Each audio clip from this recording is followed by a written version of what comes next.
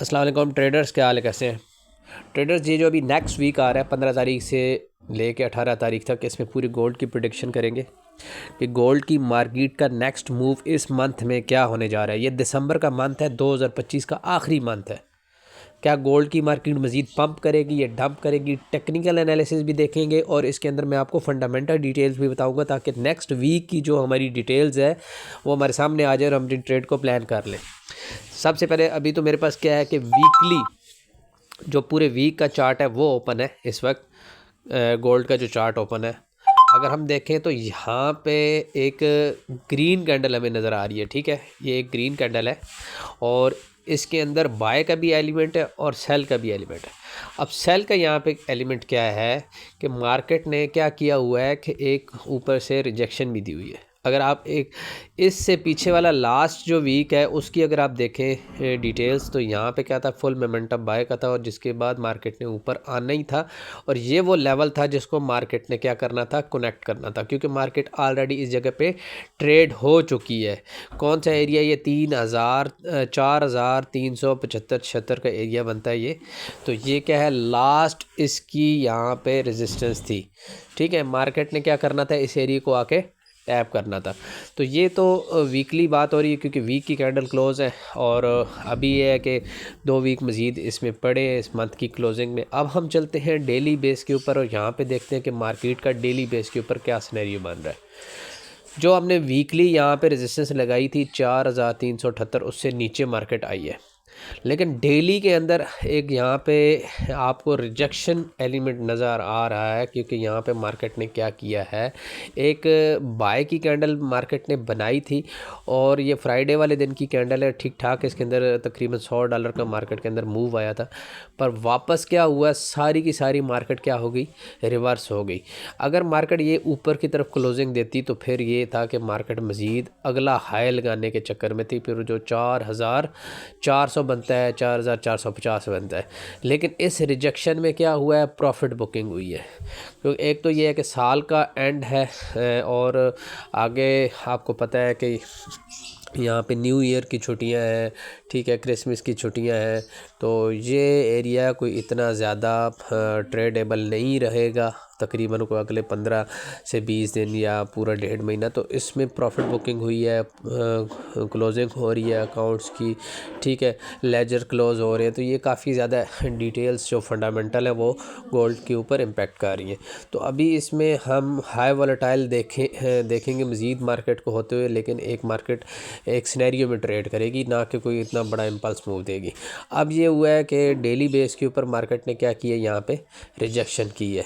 तो अगर हम स्ट्रक्चर को देखें ना, तो क्योंकि मार्केट ने एक ठीक ठाक यहाँ पे सेल का सिनेरियो जो क्रिएट किया था वो मार्केट ने कंटिन्यू नहीं रखा, वो एक सपोर्ट ली 3800 900 से, और मार्केट ने फिर क्या किया, अगला हायर लो लगाया, फिर मार्केट ने क्या किया, लोअर लो लगा दिया, हायर लो लगाया। अब इसके बाद क्या होना था कि मार्केट को डायरेक्टली 4378 तक नहीं जाना चाहिए था।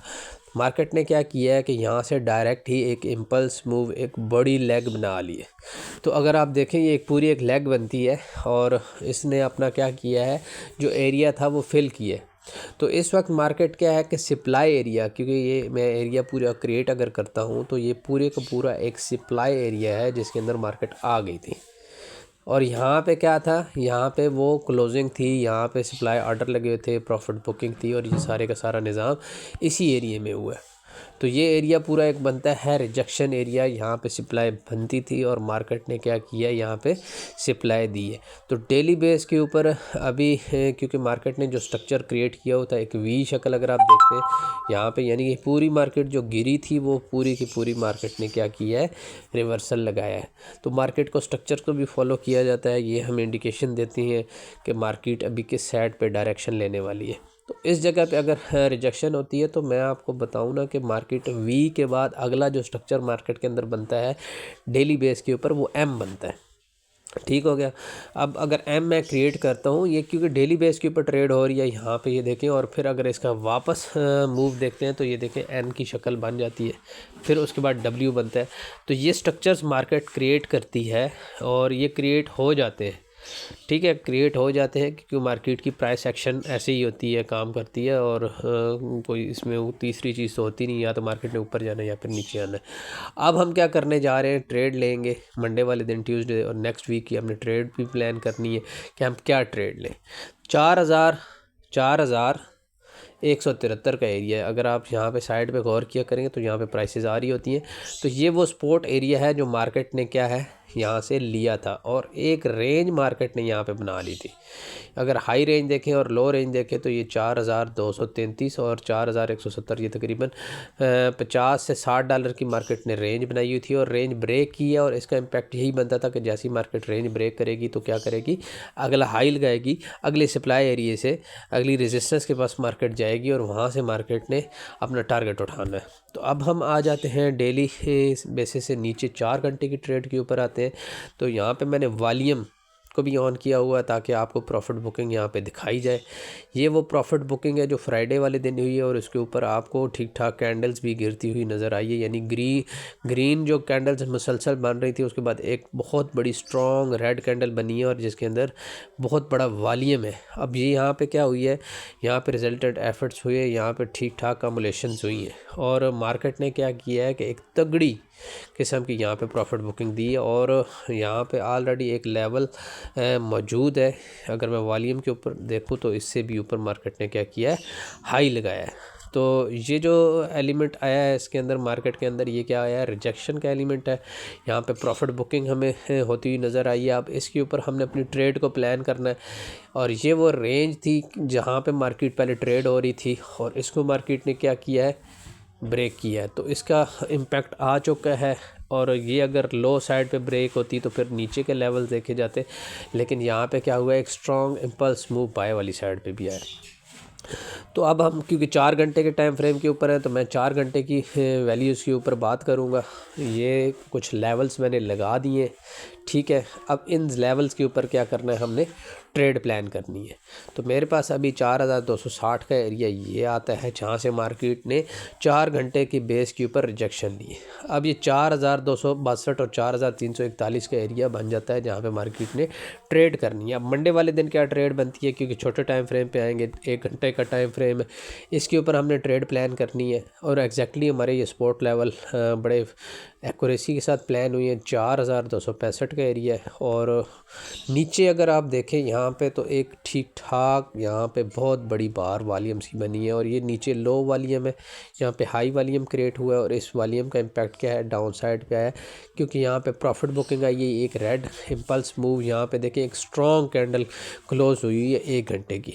अगर इस तरह की एक स्ट्रक्चर अगर ब्रेक कर जाए ना मार्केट के अंदर, ठीक है, क्योंकि मार्केट ने क्या किया कि यहाँ पे एक जो बॉडी है उसकी कैंडल्स की, वो ब्रेक की हुई है।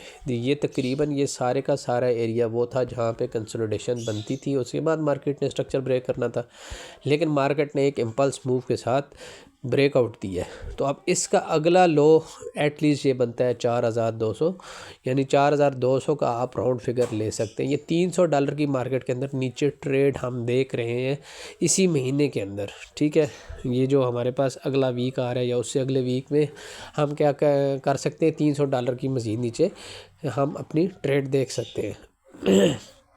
अब ये क्या हुआ है, 4,300 का एरिया, यहाँ से भी मार्केट बार बार रिजेक्शन ले रही है, और ये मार्केट का 3,265 का लो है। अब क्या ट्रेड बनने जा रही है कि मार्केट सबसे पहले तो ये है कि ये जो लो विक लगाई है मार्केट, इसको फिल करेगी। ये फिल होते साथ ही फिर ये एक तो ये है कि ये रेंज एरिया भी मार्केट का बन सकता है। अगर रेंज एरिया से मार्केट ब्रेक करती है तो ये दोबारा मार्केट में क्या होगा, सप्लाई में आ जाएगी, लेकिन ये इतनी ऊपर नहीं जाएगी, क्योंकि उसकी एक वजह है कि मार्केट अगर इससे ऊपर जाती है तो फिर अगला हाई लगाने के चक्कर में आ जाएगी।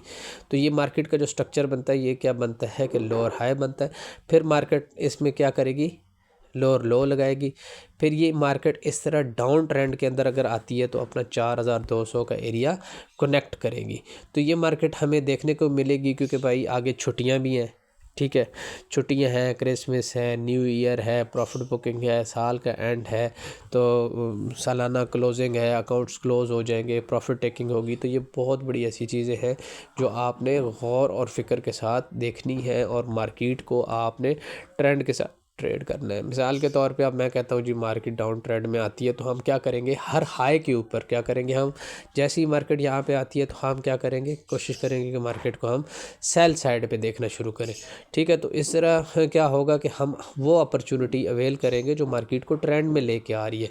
तो ये क्योंकि नेक्स्ट हाई के ऊपर मार्केट ट्रेड हो रही है और यहाँ से हम इसको लो की तरफ देख सकते हैं। तो कोई ऐसा सिनेरियो क्रिएट हो जाता है, कोई सेंटीमेंट क्रिएट हो जाता है तो अलग बात है, लेकिन मार्केट इस वक्त टेक्निकली जो मार्केट का मूव बन रहा है वो क्या है, मार्केट अभी डाउन ट्रेंड में स्टार्ट हो रही है। तो फ़िलहाल तो हमारे पास ये जो $200-300 की ट्रेड है ये हम अवेल करेंगे और अपनी अपॉर्चुनिटी को ज़ाया नहीं होने देंगे, प्रॉफिट टेकिंग करेंगे डेली की। अपना ख्याल रखेगा, अपने अकाउंट का ख्याल रखें, डेली प्रॉफिट बुकिंग किया करें, अकाउंट क्लोज़ किया करें, रोज़ाना की ट्रेड किया करें। Best of luck, forex Baba, loss come profit ज़्यादा।